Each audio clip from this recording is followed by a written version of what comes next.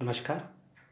आज हम paper number 10 family community and the children with hearing impairment के अंतर्गत यूनिट 2.3 पढ़ेंगे, जो कि है issues related to geographical conditions, यानी भौगोलिक स्थिति से संबंधित कौन कौन से जो मुद्दे हैं हम उनको पढ़ेंगे।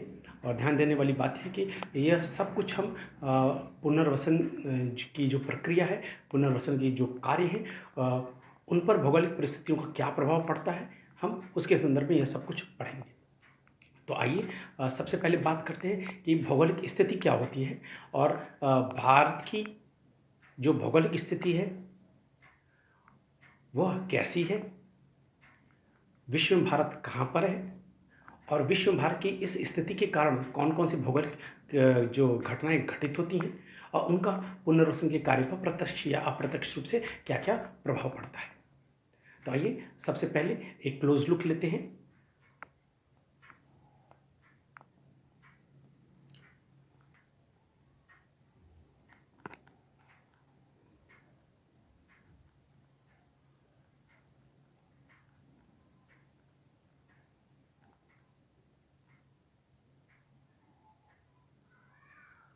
जैसे कि हम देख सकते हैं, ये विश्व का मानचित्र है जिसमें जो भारत की स्थिति वो दिखाई गई है।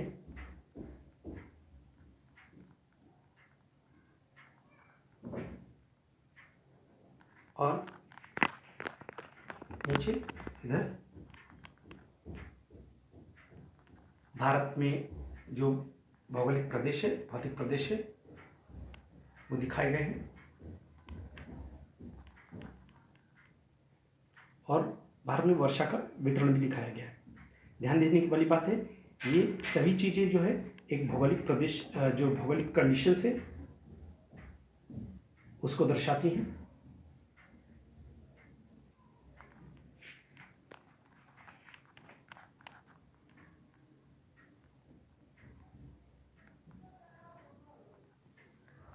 तो आइए इस थोड़ा विस्तार से चर्चा करते हैं। जैसे कि हम देख रहे हैं कि जो विश्व के मानचित्र है उसमें जो भारत की जो सबसे सेंटर में जो लाइन खींची गई है, बिल्कुल ये जो लाइन है ये 0 डिग्री जो देशांतर रेखा है और ये 0 डिग्री जो विषुवत रेखा है, सेंटर से जुड़ी गई है। और ये जो डॉट डॉट लाइन है ये एक कर्क रेखा है और नीचे जो है डॉट डॉट लाइन मकर रेखा है। ये 23.5 डिग्री कर्क रेखा है, ये 23.5 डिग्री मकर रेखा है।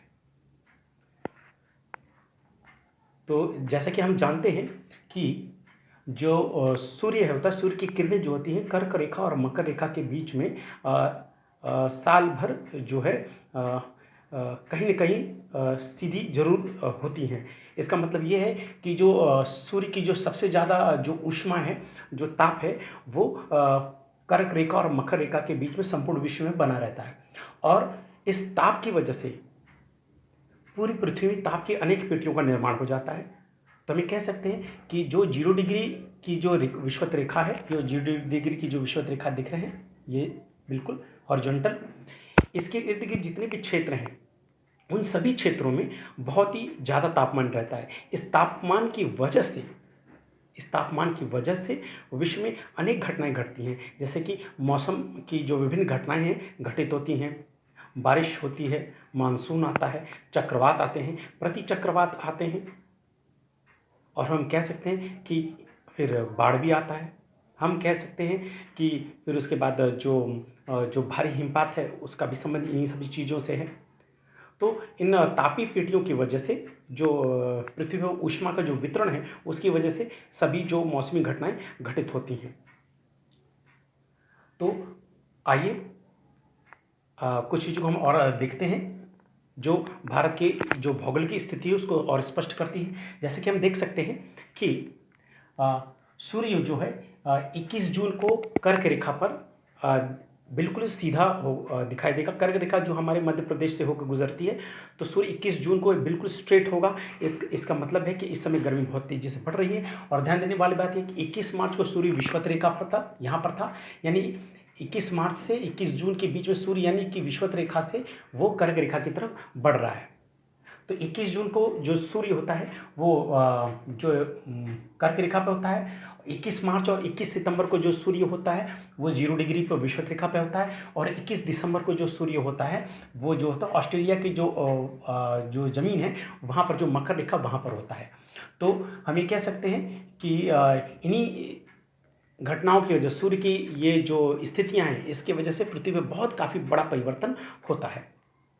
इसके अतिरिक्त जो भौगोलिक स्थिति होती है उसमें केवल सूर्य का ही योगदान नहीं होता है। पृथ्वी के अंदर की जो आंतरिक हलचल होती है, पृथ्वी के अंदर की जो गर्मी होती है, पृथ्वी के अंदर की जो विभिन्न प्लेटें होती हैं वो जो आपस में खिसक रही होती हैं उसका वो भी भौगोलिक स्थितियों को निर्धारित करता है। क्योंकि उसकी वजह से भूकंप आते हैं, जनधन की हानि होती है, उसकी वजह से सुनामी आती है, ठीक है, उसकी वजह से जो मिट्टी के प्रकार पाए जाते हैं, ठीक है।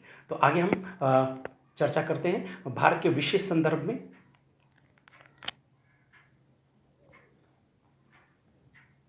हाँ, जैसे कि हम देख सकते हैं भारत के विशेष संदर्भ में कि भारत में जो वार्षिक जो वर्षा है वो कैसी है और भारत में जो भौतिक प्रदेश है वो कहाँ कहाँ पर है।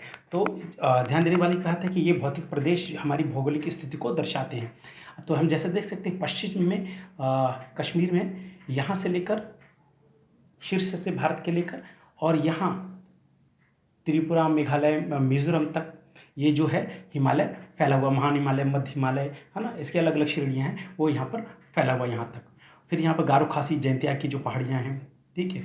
फिर इसके बाद देख लें तो ये पूरा का पूरा जो प्रायद्वीपीय पठार है, पूरा प्रायद्वीपीय पठार है। इसमें भी अगर हम ये देखें तो मध्य प्रदेश में देख लें तो विंध्याचल पर्वत श्रेणी है और फिर ये सतपुड़ा पर्वतमाला है और उनके बीच से नर्मदा और ताप्ती नदियाँ भी बहकर निकलती हैं। और वैसे भी भारत में तकरीबन 9 के आसपास जो मुख्य नदियाँ हैं जैसे गंगा, यमुना, कृष्णा, जैसे गंगा इधर बहती गंगा, यमुना, हाँ, फिर इधर कोसी जो कि बिहार का शोक कहलाती है, हाँ, फिर नर्मदा, ताप्ती, गोदावरी, कृष्णा, कावेरी इधर नीचे बढ़ती है तमिलनाडु और केरला का जो जो स्थान है यहाँ पर तमिलनाडु वाला, ठीक है। यहाँ पर कावेरी है, कृष्णा हो गई, ब्रह्मपुत्र नदी है जो असम को से होते हुए आती है। तो हम ये देखते हैं कि भारत में एक तरफ हिमालय पर्वत श्रेणी है, एक तरफ ये देखिए अरावली भी है, पश्चिम में अरावली भी है, फिर एक तरफ इधर जो है अरावली के जो बैक साइड में अगर राजस्थान की बात करें तो वहाँ थार का रेगिस्तान भी है। तो कहीं पर एक जगह गर्मी भी बहुत ज़्यादा एक्सट्रीम गर्मी भी पड़ती है राजस्थान में। अरावली की जो पहाड़ियाँ हैं, अरावली का जो क्षेत्र वो भी सूखा क्षेत्र है, ठीक है। फिर ये पश्चिमी घाट पहाड़ है जहाँ की बहुत ही मूसलाधार वर्षा होती है, जिसमें आप मुंबई से ले सकते हैं कि मुंबई से लेकर पूरा केरला तक का जो वाला भाग है। अभी आपने हाल में सुना होगा कि केरला बहुत बारिश की वजह से बाढ़ आई, तो ये सब वो पश्चिमी घाट पहाड़ है जहाँ पर जो मानसूनी हवाएं टकरा कर वहाँ बारिश करती है। फिर ये पूर्वी घाट पहाड़ है जहाँ अपेक्षाकृत पूर्वी पश्चिमी घाट की तुलना में थोड़ी कम बारिश होती है, ठीक है। तो हम देख सकते हैं कि हमारे जो भारत है उसमें पठारी क्षेत्र बहुत दूर तक फैले हुए हैं, हिमालयन क्षेत्र भी है, तो पहाड़ है, पठार है, फिर उसके बीच बीच हम देखें तो उत्तर का ये मैदान है और जो पूर्वी घाट और पश्चिमी घाट की किनारे किनारे भी काफ़ी मैदान फैले हुए हैं। इसके अलावा हमारे पास जो तट रेखा वो अगर हम अंडमान निकोबार को भी मिला ले लगभग 7,000 के आसपास, 7,000 किलोमीटर के आसपास हमारे पास समुद्री तट रेखा भी है। तो हम कह सकते हैं कि जो भारत की जो भौगोलिक स्थिति है वो काफ़ी इंटरेस्टिंग है। इसमें लगभग ये कह सकते हैं कि विश्व के सभी प्रकार के जो मौसम हैं वो भारत में पाए जाते हैं। अब हम आते हैं थोड़ा देखते हैं कि कैसी वर्षा की क्या स्थिति है। हम ये देखते हैं कि जो ये सेंटर वाला जो भाग है जो पठार से संबंधित जो दिखाई दे रहा था, इस सेंटर वाले पूरे भाग में 50 से 100 सेंटीमीटर की बारिश होती है और राजस्थान जो थार वाला इलाका है वहाँ पर लगभग 20 सेंटीमीटर से कम बारिश होती है और ऊपर जो लेह लद्दाख वाला वहाँ पर 50 सेंटीमीटर से कम बारिश होती है। और थार की किनारे वाला जो भाग है जो हरियाणा और राजस्थान के पश्चिमी भाग को शामिल करता है, गुजरात, उत्तरी गुजरात को शामिल करता है, कच्छ को शामिल करता है, उसे 20 से 40 सेंटीमीटर की बारिश होती है। और पूर्वी घाट जो पश्चिमी घाट है वहाँ पर तकरीबन 200 से 400 सेंटीमीटर के आसपास बारिश होती है। तो हम ये देख सकते हैं। और फिर यहाँ पर जो मेघालय है, असम है, त्रिपुरा है, वहाँ पर हम देखें तो वहाँ पर भी 200 से 400 सेंटीमीटर के आसपास बारिश होती है। अब ध्यान देने वाली बात है कि मैं यहाँ बारिश की का जिक्र क्यों कर रहा हूँ, क्यों यहाँ भौतिक प्रदेशों की जानकारी दी जा रही है। बारिश का जिक्र इसलिए हो रहा है क्योंकि कहते हैं ना कि वो जब आपको प्यास लगेगी, हाँ, तो ज़ाहिर सा है कि आप पानी की चाह रखेंगे कि हमें पानी मिल जाए। भूख लगेगी तो ज़ाहिर सा है कि आपको खाना चाहिए। और ये जो आपकी प्यास है, जो आपका खाना है, ये सब कुछ बारिश पर काफ़ी हद तक ज़्यादातर निर्भर है, क्योंकि जो भारतीय जो समाज है, भारतीय जो क्षेत्र है, वो मुख्यतः कृषि से संबंधित जो चीज़ें यहाँ पर भोजन में ली जाती है। बहुत बड़ी बात है, कृषि से संबंधित चीज़ें लेती है। हालाँकि जो समुद्र तटीय इलाके हैं, वहाँ पर जो फ़िश इत्यादि भी लिए जाते हैं। हाँ, और जीव-जंतु जो मुर्गी पालन, कुक्कुट पालन इत्यादि जो हैं, फ़िशरी इत्यादि पे भी निर्भरता है। तो परंतु हम ये कह दें कि इतने बड़े जो हमारा जो देश है, वहाँ पर जो बारिश की मात्रा है, हाँ, उस बारिश की मात्रा की वजह से वहाँ का जो रहन-सहन है, वहाँ की जो लोगों की आर्थिक स्थिति है, वो सब प्रभावित होता है। तो हम ये कह सकते हैं कि संपूर्ण जो भारत में जो विकलांग लोग हैं, उनकी जनसंख्या भी 2.21 के प्रतिशत के आस-पास है। तो वो संपूर्ण जनसंख्या भी पूरे भारत में फैली हुई है। तो सबसे बड़ी जनसंख्या जो लगभग 15% के आस-पास हम उत्तर प्रदेश में के देख लें, फिर 11% के आस-पास महाराष्ट्र में देख लें, तो हम देखते हैं कि जो पश्चिमी मध्यवर्ती से पश्चिमी महाराष्ट्र है, वहाँ पर लगभग 50 से 100% के आस-पास बारिश दिखाई दे रही है। तो हम कह सकते हैं कि वहाँ पर रहने वाले लगभग 50 से 55 लाख के आस-पास के जो विकलांग हैं, वो भी प्रभावित हो रहे हैं। उनका पुनर्वसन कार्य प्रभावित हो रहा है। तो हम कह सकते हैं कि ये जो विश्व में हमारी स्थिति है, विश्व में जो तापीय स्थिति है, उसके वजह से जो मौसमी घटनाएँ घट रही हैं, उसकी वजह से ये स्थिति उत्पन्न हो रही है वर्षा की। और उसकी वजह से अंततोगत्वा जो विकलांग लोग हैं, या कृषि का जो क्षेत्र है, या भारत की जीडीपी, सब कुछ प्रभावित हो रही है। तो यही वजह है कि वर्षा के वितरण का जिक्र करने का, क्योंकि अंत में इन सब का प्रभाव जो मनुष्यों पर पड़ता है, जीव जंतुओं पर पड़ता है, पेड़ पौधों पर पड़ता है, और विकलांग भी इनसे कोई अलग नहीं है। वो भी हम इन चीज़ों से प्रभावित होते हैं। अब जैसे कि हम देख सकते हैं, जैसे पठारी क्षेत्र है, तो पठारी क्षेत्रों पे जीवन यापन थोड़ा मुश्किल है, और वहाँ पर रागी, ज्वार, बाजरा इत्यादि की खेती होती है, तो उस पर निर्भरता है। और पठारी क्षेत्रों में जो जनसंख्या का वितरण वो काफ़ी दूर दूर पाया जा सकता है। और मैदानी इलाके की बात करें, उत्तर का जो मैदान, उसकी बात करें, तो वहाँ जनसंख्या काफ़ी सघन है। तो जहाँ सघनता की है, तो हम देख सकते हैं कि डेंसिटी ज़्यादा पॉपुलेशन की, तो हम कह सकते हैं कि उस डेंसिटी ज़्यादा होने के वजह से भी जो पुनर्वसन के जो कार्य, डिसेबल्ड लोगों की संख्या वहाँ पर ज़्यादा है इस वजह से। और वहाँ पर पुनर्वसन कार्य जो एक व्यापक पैमाने पर चलाया जाना चाहिए। अब आइए हम एक-एक कर वो कौन-कौन सी जो भौगोलिक घटनाएँ हैं, थोड़ा सूक्ष्मता से इन सभी चीज़ों की वजह से कैसे विकलांग लोग प्रभावित हो रहे हैं, वो कौन-कौन सी भौगोलिक घटनाएँ हैं, पूरे उदाहरण के साथ समझने का प्रयास करते हैं। तो आइए हम बात करते हैं कि कैसे भौगोलिक जो स्थितियाँ हैं, उनका जो प्रभाव है पुनर्वसन के कार्य पर पड़ता है, और भारत में वो कौन-कौन सी भौगोलिक स्थितियाँ हैं। जैसे कि हम देख सकते हैं, जो सबसे नंबर 1 पॉइंट है, जिसके विषय में लिखा गया है कि जलवायु पर मानसून का प्रभाव है। जून, जुलाई, अगस्त वर्षा कृषि हेतु लाभकारी है। ये मेमोरी के लिए आपको संक्षेप में लिखा गया है। ये समझाने की दृष्टि से अगर हम बात कहें, तो कह सकते हैं कि हमारे यहाँ जो भी जलवायु है, ध्यान दीजिए, मौसम जो है कुछ समय के लिए होता है, और कई जो महीने हैं, कई महीनों के जो मौसम हैं, यानी 12 महीने के जो अलग-अलग जो मौसम हैं, उनके जो औसत जो होता है, उसको जब हम कैलकुलेट करते हैं, तो उस औसत से की जो गुण उत्पन्न होता है, उसे हम कहते हैं जलवायु। तो कह सकते हैं कि जलवायु एक लंबी अवधि तक जो स्थितियाँ होती हैं, उसको जलवायु कहते हैं। तो हम ये कह सकते हैं, तो भारत में जो हर वर्ष जो है मानसून का आना होता है, हर वर्ष जो मानसून का लौटना होता है, और ये जो मानसून है भारतवर्ष की लगभग जो हर चीज़ है उसको काफ़ी हद तक प्रभावित करती है। हम ये कह सकते हैं कि जो भारत में लगभग जो हमारी 60% जो ज़्यादा आबादी जो थी, वो गाँव में रहती है।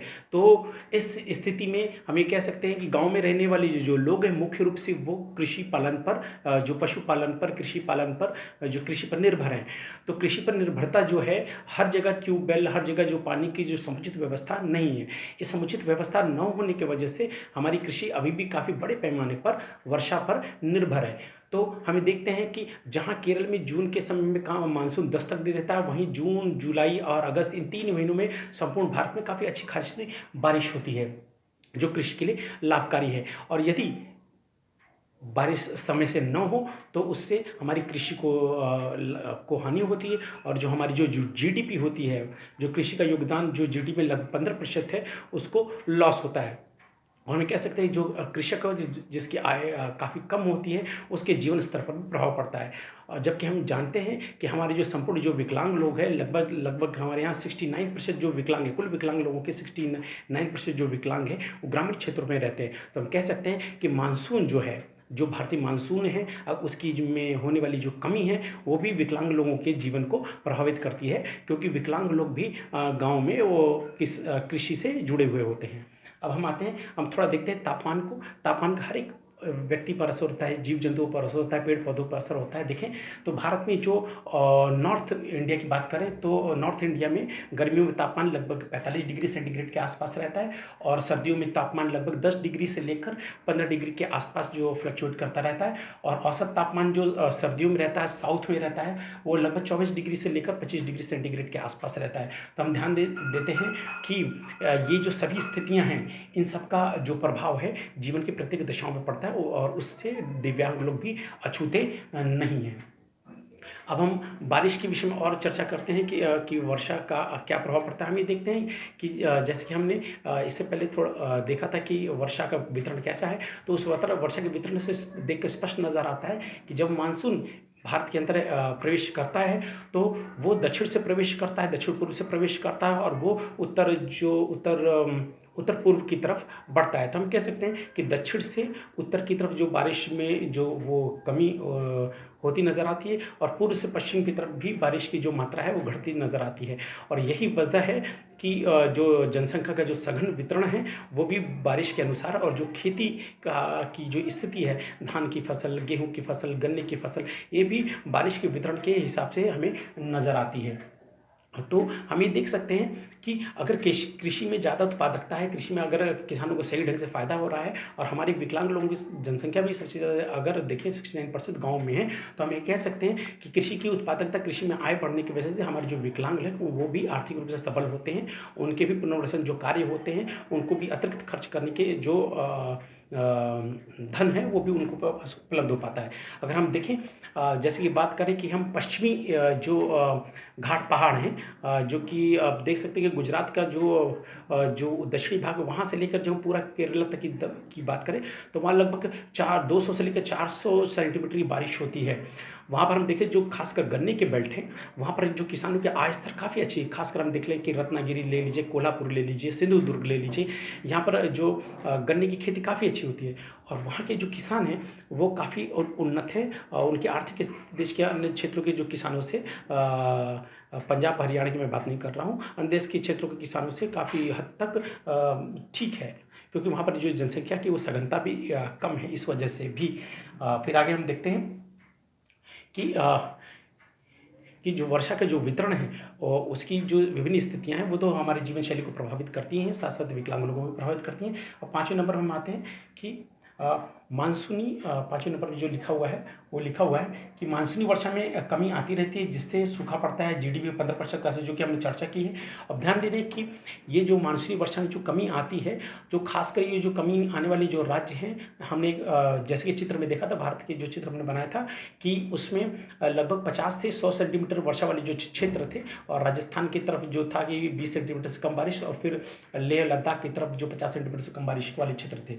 तो कहते हैं कि वो सन 2009 में सूखा पड़ा था, और वैसे सूखा हर समय लगभग कुछ सालों बाद पड़ता ही रहता है भारत में, लेकिन राजस्थान में भी सूखा पड़ा सन 2009 में, महाराष्ट्र में भी पड़ा, कर्नाटका में भी, छत्तीसगढ़ में भी, गुजरात में भी, ठीक है, और कर्नाटका में भी पड़ा सूखा।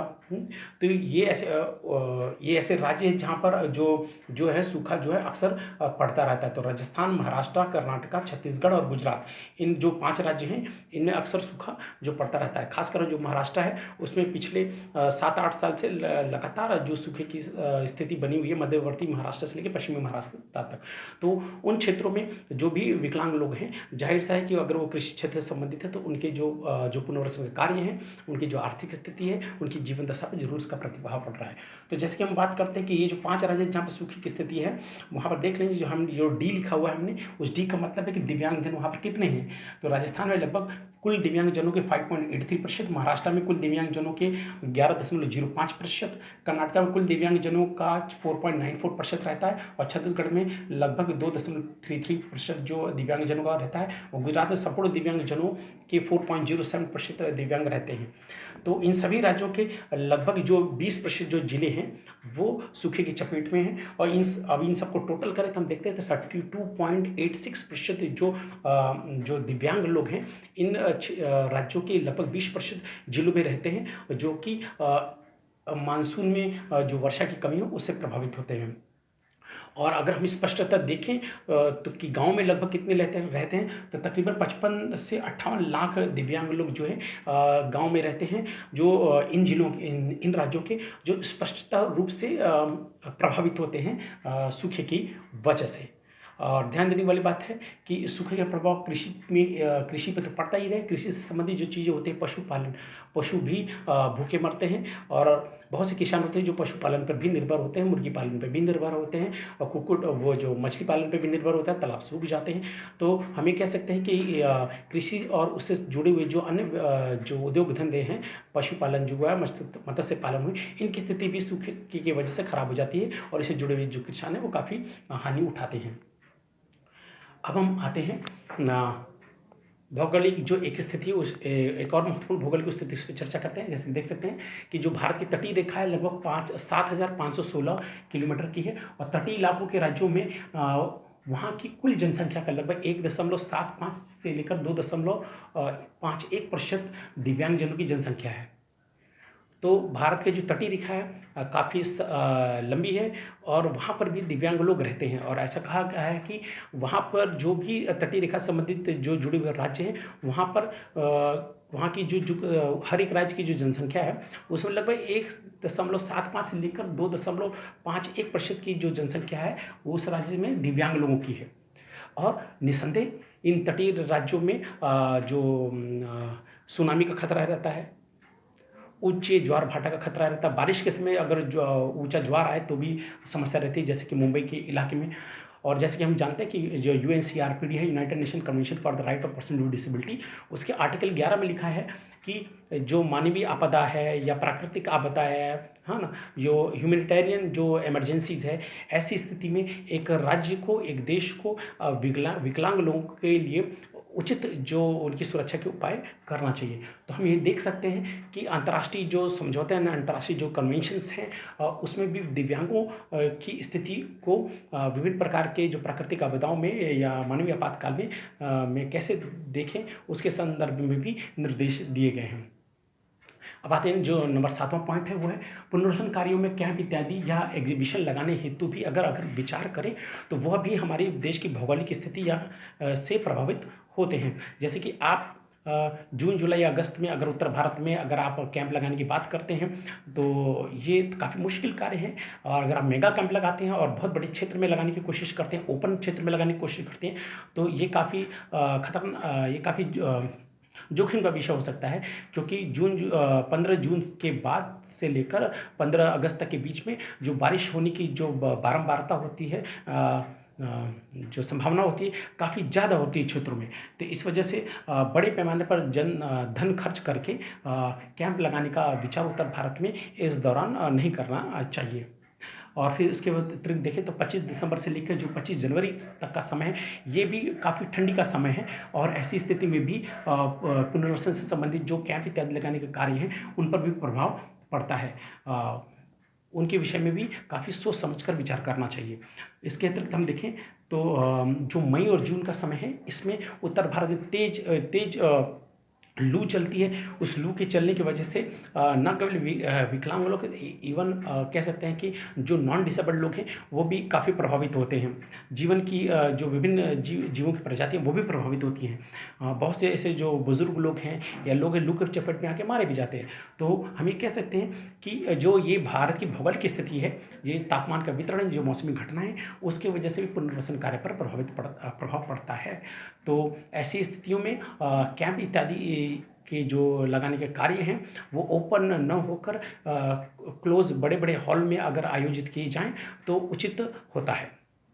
अब आते हैं हम भारत की जो अन्य भौगोलिक स्थितियां हैं जो कि भारत की जो पृथ्वी में जो भी अक्षांश और देशांतर स्थिति और ताप कटिबंधों के अनुसार जो हमारी स्थिति उत्पन्न हुई है और जो भौगोलिक जो स्थितियाँ उसके अनुसार उत्पन्न हुई हैं, तो हम कह सकते हैं एक महत्वपूर्ण स्थिति है हमारी भारत में जो नदियों की स्थिति। देखिए तो भारत में लगभग 9 बड़ी नदियाँ हैं।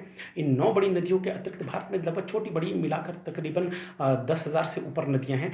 कह सकते हैं कुछ नदियाँ हिमालय से निकलती हैं, कुछ नदियाँ जो मध्य प्रदेश के जो पहाड़ी इलाकों से निकलती हैं और कुछ नदियाँ जो है पश्चिमी घाट से निकलती हैं, पूर्वी घाट से निकलती हैं। जो प्रायद्वीपीय जो पठार है उसकी जो नदियाँ हैं मौसमी है, जब बारिश होती है तब वो नदियाँ बहती हैं, नहीं तो फिर उनमें पानी कम हो सकता है। तो हम ये कह सकते हैं कि भारत जो नदियों के मामले में काफ़ी संपन्न एक देश है और हमारे यहाँ पर जो प्राचीन समय से जो जनसंख्या का सबसे ज़्यादा जमावड़ा है वो नदियों के किनारे ही है। तो हम ये कह सकते हैं कि ये नदियाँ जो हमारे देश के लिए वरदान भी हैं, लेकिन कभी-कभी ये नदियों की वजह से हमें जोखिम का भी सामना करना पड़ता है। जैसे कि हम बात करें तो बिहार में एक कोसी नदी है और कोसी को बिहार का शोक भी कहा जाता है और असम में देखें तो ब्रह्मपुत्र नदी जहाँ वरदान है वहीं अभिशाप भी है। इस वजह से कि ब्रह्मपुत्र नदी से भी आने वाली बाढ़ की वजह से बहुत से विद्यालयों को बंद करना पड़ता है, वहाँ की जीवन दशाएँ प्रभावित होती हैं। हाँ, और बहुत बड़ी जनसंख्या जब प्रभावित होती है उससे दिव्यांगजन भी उनसे प्रभावित होते हैं। तो कोसी की अगर बाढ़ की बात करें तो उत्तरी बिहार के लगभग जो 38 जो ज़िले हैं उसमें से 29 जो ज़िले हैं वो बाढ़ से बहुत बुरी तरह प्रभावित होते हैं। और हमें ध्यान देने वाली बात है कि दिव्यांग लोगों की जितनी भी हमारे भारत में जनसंख्या है उसका 8.69% जो बिहार में रहता है। तो हम ये कह सकते हैं कि बिहार की उत्तरी बिहार में आने वाली जो बाढ़ है जो गंगा नदी की या कोसी नदी की वजह से आती है उससे दिव्यांग लोग भी प्रभावित होते हैं। और यूएनसीपीआरडी के आर्टिकल जो 11 है उसको ध्यान में रखते हुए सरकारों को उचित प्रयास करना चाहिए कि ऐसी स्थिति में दिव्यांग लोगों का बचाव कैसे करें, उनके जो शैक्षणिक, सामाजिक और आर्थिक पुनर्वसन है उसको कैसे बनाए रखा जाए। अब हम चलते हैं एक और भौगोलिक स्थिति है भारत की। जो भौगोलिक स्थितियाँ जो हम मौसमी घटनाओं की वजह से हमने निर्धारित की, भौगोलिक स्थितियाँ हम जो है नदियों की वजह से निर्धारित करी। अब हमारी एक भौगोलिक स्थिति है कि भारत जो है बहुत से भारत जो है एक जो अनेक जो भारतीय प्लेट है हमारी जो हमारी जो भारतीय प्लेट है वो जो हम कह सकते हैं कि जो भारतीय प्लेट है वो यूरेशियन जो प्लेट है उसके अंतर्गत उसके अंदर धीरे धीरे बढ़ रही है, जिसकी वजह से भारत में भी भूकंपीय घटनाएं घटित होती रहती हैं। तो इन भूकंपीय घटनाओं की वजह से यानी दो प्लेटों के आपस में आजू बाजू से सरकने की वजह से या एक दूसरे में अभिसरण की वजह से भूकंपीय घटनाएं घटित होती रहती हैं या डैम्स की वजह से भी भूकंपीय घटनाएं घटित होती हैं। तो हम जो भूकंपीय घटनाएं हैं उनका दिव्यांगों पर प्रभाव पड़ता है, उनकी वजह से स्कूल्स बंद हो जाते हैं, उनकी वजह से जनजीवन अस्त व्यस्त हो जाता है, उसके विषय में चर्चा करते हैं। जैसे कि भुज में एक बार भूकंप आया था सन 2001 में। भुज में लगभग गुजरात में हर 10 साल 11 साल पे भूकंप आते ही रहते हैं। 1956 में भी वहाँ पर भूकंप आया था। तो हम अगर भुज की बात करें तो भुज जो है वो कच्छ जो डिस्ट्रिक्ट है कच्छ क्षेत्र में है स्थित और वहाँ पर बहुत से फॉल्ट हैं, जमीन के अंदर बहुत से ऐसे फॉल्ट है, भ्रंश हैं जिसकी वजह से भूकंप जो है वहाँ पर नियमित रूप से आते रहते हैं। वहाँ देख रहे हैं कि जो मेन लैंड है, मेन लैंड से जो जुड़े हुए जो फोल्ड्स हैं, जो पहाड़ जैसी श्रृंखला दिखाई देती है, उन पहाड़ जैसी श्रृंखलाओं के आगे का जो भाग है वहाँ पर जो है फॉल्ट है। उन फॉल्ट्स के किनारे किनारे भूकंप आते रहते हैं गुजरात में। तो गुजरात का जो कच्छ क्षेत्र है काफ़ी भूकंपीय दृष्टि से काफ़ी अस्थिर क्षेत्र है और इसके विषय में बताना चाहूँगा। मैंने इस क्षेत्र का स्वयं दौरा किया था और रिसर्च पॉइंट ऑफ व्यू से, और मैंने वहाँ देखा था कि सन 2007 या 8 की बात है। तो मैंने वहाँ देखा कि वहाँ पर बहुत से जो बिल्डिंगें हैं वो जो है अर्थक्वेक रेसिस्टेंस बड़े पैमाने पर बन रही थी और ऐसी स्थिति मैंने उत्तर भारत में नहीं देखी थी। तो मैं भी इस सोच में पड़ गया था कि वाकई यकीनन भूकंप ने इस क्षेत्र को ज़रूर इतना प्रभावित किया है कि जगह जगह जो है अर्थक्वेक रेसिस्टेंस जो बिल्डिंगें हैं बनती हुई नज़र आ रही थी। वहाँ के लोगों से भी बात किया तो उन्होंने बताया कि हाँ जो भूकंप है वो 26 जनवरी सन 2001 को आया था, लगभग 8 साढ़े 8 बजे के आसपास आया था भूकंप। सब लोग 26 जनवरी की तैयारी करते, इस वजह से जो स्कूल के जो बच्चे हैं, दिव्यांग बच्चे हैं, वो भी उससे प्रभावित हुए थे। तो आइए इस पे हम देखते हैं कि क्या स्थिति थी। लगभग 7 से ज़्यादा रिएक्टर पैमाने पर जो स्थिति थी उस भूकंप की भुजमाए हुए, लगभग 12,300 लोग प्रभावित हुए थे, मरे थे, और 10 लाख से ज़्यादा बिल्डिंगों की क्षति हुई थी, और 8 स्कूल प्रभावित हुए थे, 2 हॉस्पिटल्स जो क्षतिग्रस्त हो गए थे, और 4 किलोमीटर के आसपास की जो रोड भी खराब हो गई थी। आप ध्यान दीजिएगा, भूकंप की वजह से रोड भी खराब हो गई थी, तो आप समझ सकते हैं कि भूकंप की भयावहता कितनी थी। और इस भूकंप की वजह से लगभग 60% के आसपास जो फूड और वाटर की जो सप्लाई है वो भी प्रभावित हुई थी। अब तो हम ये देख सकते हैं कि जो भूकंप ने भी भौगोलिक स्थिति जो भारत की है वो भी प्लेटों के टकराव के पास है। तो हम ये देख सकते हैं कि भूकंप ने भी एक बहुत बड़े क्षेत्र को, जो गुजरात के हर 10 साल पर प्रभावित करता ही रहता है। इसके अतिरिक्त उत्तर भारत में भी भूकंप आते रहते हैं, और उसका जो प्रभाव है जनजीवन पर पड़ता रहता है, और उससे दिव्यांगजन भी अछूते नहीं हैं। और अगर एक और भूकंप की घटना की बात करें तो वो 1993 में है, लातूर की भूकंप की मैं बात कर रहा हूँ, जो कि महाराष्ट्र में लातूर पड़ता है। और लातूर के अंदर एक तिल्लारी गांव है, उसके आसपास वो भूकंप का एपी सेंटर रहा होगा संभवतः। तो वहाँ पर 1983 में भूकंप आया था, और उस लातूर के तिल्लारी, ऐसा मैं लातूर की बात कर रहा हूँ। हाँ, तो उस लातूर के भूकंप की वजह से, लातूर के भूकंप की वजह से भी वहाँ तकरीबन 10,000 के आसपास लोगों की मृत्यु हुई थी, और काफ़ी स्कूलों को क्षति हुई थी। और इस क्षेत्र का, लातूर क्षेत्र का भी जो उसमें औसा है, निलंगा है, वहाँ पर का भी मैंने दौरा किया था। तो वहाँ देखा था कि वो क्षेत्र का, वहाँ का जो लैंडस्केप है वो काफ़ी भयावह लैंडस्केप है। वहाँ की जो ज़मीन का उतार चढ़ाव है, उसको देखकर भी अपने आप में भयावहता का आपको लग जाएगा कि यहाँ कुछ भौगोलिक दृष्टि से कुछ अजीब सी चीज़ें हैं। तो हम ये देख सकते हैं कि लातूर में भी भूकंप आया था, जिसकी वजह से काफ़ी लगभग उस समय विकलांग लोगों को लगभग 50 से 60 लाख रुपए की सरकारी जो मदद दी गई थी, उस क्षेत्र के विकलांग लोगों को सरकारी मदद दी गई थी। तो हम ये कह सकते हैं कि भूकंप की वजह से भी दिव्यांग लोग का जनजीवन प्रभावित होता है। और हमें पता है कि यूपी के बाद महाराष्ट्र में भी 11.05 के आसपास दिव्यांग लोगों की जनसंख्या है। तो निस्संदेह दिव्यांग लोगों की जनसंख्या भी भूकंप से प्रभावित हुई। तो आइए इस जो विषय वस्तु है इसका हम एक क्लोज लुक लेते हैं, और क्लोज लुक लेने के बाद हम आगे इस पर फिर से चर्चा करेंगे।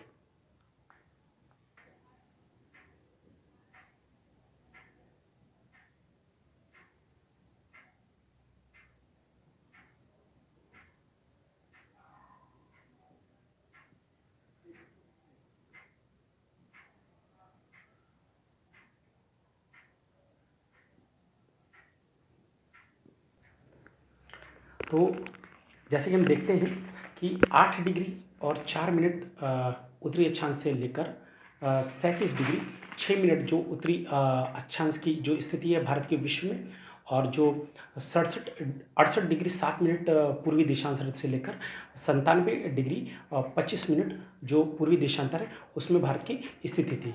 भारत की इस स्थिति की वजह से, जो भारत की इस स्थिति की वजह से विभिन्न प्रकार की जो तापीय घटनाएं घटित होती हैं, उसकी वजह से मौसम में परिवर्तन होता है। उस मौसम में परिवर्तन होने की वजह से बारिश होती है, सूखा पड़ता है, बाढ़ आती है, ओलावृष्टि होती है।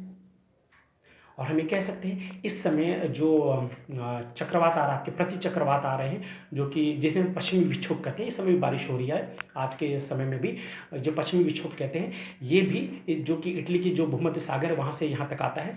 तो आज ही अभी भी थोड़ी देर पहले बारिश हो रही थी। तो अप्रैल के महीने में बारिश हो रही है दिल्ली और नोएडा इत्यादि क्षेत्र में भी। तो हम कह सकते हैं कि ये पश्चिमी विक्षोभ के कारण है। तो जब पश्चिमी विक्षोभ की जो बारिश है काफ़ी बड़ी मात्रा में आ जाती है, तो हम ये कह सकते हैं कि इसी वजह से जो गेहूं की खेती है या अन्य सब्जियों की खेती है उस पर प्रभाव पड़ता है। तो हम ये कह सकते हैं, तो कृषि जो हमारी है वो यहाँ की भारत की भौगोलिक स्थितियों से संबंधित है। ध्यान देने वाली बात है कि ये पश्चिमी विक्षोभ कोई आपका नागालैंड तक नहीं जाता है, त्रिपुरा तक नहीं जाता, मेघालय तक नहीं जाता है। ये बिहार के सासाराम तक ही ये स्थितियाँ बनी रहती हैं। बिहार के पूर्वी इलाके तक ही ये जा पाते हैं और पूर्वी यूपी तक ये रहते हैं। तो हमें कह सकते हैं कि इतने क्षेत्र में की जो कृषि है, इतने क्षेत्र के जो लोग हैं या दिव्यांग लोग जो कृषि से जुड़े हुए हैं, तो कम से कम इस मौसम में वो पश्चिमी विक्षोभ से प्रभावित होते हैं। और ये भी एक मौसमी घटना इस समय की है। तो हम ये देख सकते हैं कि 15-16 अप्रैल के आसपास भी इस तरह की भौगोलिक घटनाएं भारत में घटित हो रही हैं। तो हमने देखा कि तापीय स्थिति की वजह से चक्रवात आते हैं, मानसूनी घटनाएं घटित होती हैं, ज़्यादा बारिश से जो है फ्लड की स्थिति उत्पन्न हो जाती है। फिर हमने चर्चा की कि भारत में जो है भूकंप भी आता है, जिसमें हमने भूज के भूकंप की बात की, हमने लातूर के भूकंप की बात की। और अब एक आती है जो बात आती है वो आती है कि जो भारत में जो विभिन्न भौगोलिक स्थितियों में आता है कि जो हमारे यहाँ पठारी क्षेत्र हैं, जो 100 मीटर से लेकर 1000 मीटर की ऊंचाई तक वाले हमारे यहाँ पठारी जो क्षेत्र हैं, या पहाड़ी जो क्षेत्र है, जो हिमालय का जो हिमालयी पर्वत श्रृंखला है, या विंध्याचल पर्वत श्रृंखला, सतपुड़ा पर्वत श्रृंखला, या अरावली पर्वत श्रृंखला, ये जो हमारे यहाँ जो लैंडस्केप है, ऊंचाई नीचाई है, जो हमारे ये जो पर्वत है, पठार है, यहाँ पर भी एक बहुत बड़ी आबादी रहती है। तो इन आबादी के बीच भी दिव्यांग लोग रहते हैं। तो अगर ऑर्थोपेडिकली हैंडीकैप है, दिव्यांग लोग हैं, तो उन्हें भी इस ऊंचे प्रदेश में ट्राईसाइकिल का इस्तेमाल करने में दिक्कतें महसूस होती हैं। उन्हें भी जो पुनर्वसन से संबंधित जो केंद्र हैं, उन तक पहुंचने में उन्हें भी दिक्कत का सामना करना पड़ता है।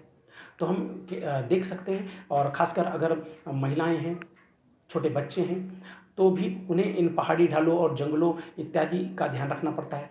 तो हम ये कह सकते हैं कि जो भारत है एक बहुत बड़ा देश है, जिसमें अनेक प्रकार की जलवायु पाई जाती है। लगभग सारे विश्व की जलवायु यहीं पाई जाती है, कुछ न कुछ रूप में। तो हम कह सकते हैं कि यहाँ की जो भौगोलिक स्थिति है, यहाँ की जो भूगर्भिक स्थिति है, वो किसी न किसी रूप में भारत के किसी न किसी क्षेत्र को प्रभावित करती रहती है। अगर और बात करें तो हम राजस्थान के अगर थार मरुस्थल की बात करें, तो वहाँ पे जीवन दशाएं काफ़ी मुश्किल है। वहाँ पर अगर देखें तो वहाँ 20% से कम 20 सेंटीमीटर से कम बारिश होती है। और अगर हम उड़ीसा की बात करें तो वहाँ पर भी चक्रवात आते ही रहते हैं। तो जहाँ एक तरफ उड़ीसा चक्रवात से प्रभावित होता है, वहीं पे थार मरुस्थल में लोग जो है जीवन दशाएं हैं वो पानी की कमी से प्रभावित होती हैं, और इन क्षेत्रों में भी दिव्यांग लोग रहते हैं।